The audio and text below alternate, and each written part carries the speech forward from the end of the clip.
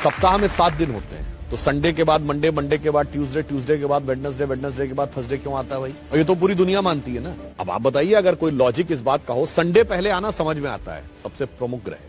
और जो हमसे कहते हैं कि आप लोग तो 7 ही ग्रह मानते हैं और 9 होते हैं, तो भाई तुम भी तो 7 दिन मानते हो, मगर सवाल हमसे पूछते हो।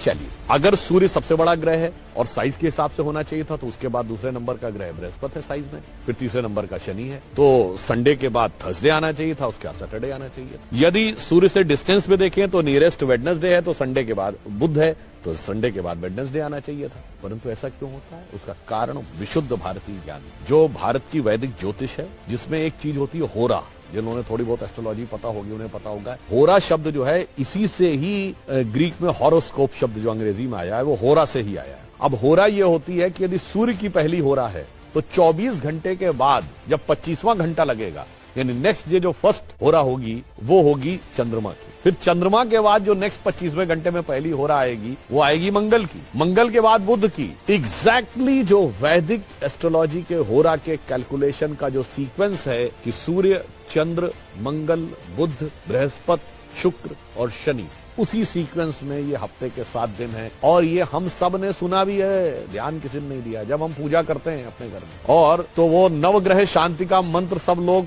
सुने जरूर होंगे पंडित जी के मुंह से, ध्यान नहीं दिया होगा। उसमें क्या है? ब्रह्मा मुरारी त्रिपुरांतकारी, भानु शशि भूमि सुतो बुधश्च, गुरुश्च शुक्र शनि राहु केतु, सर्वे ग्रहा शांति करो भवन। सबसे पहले क्या है? भानु यानी सूर्य, शशि यानी चंद्रमा, तो मंडे के बाद, संडे के बाद मंडे, भूमि सुतो मंगल, देन ट्यूसडे, बुधश्च, गुरुश्च शुक्र शनि।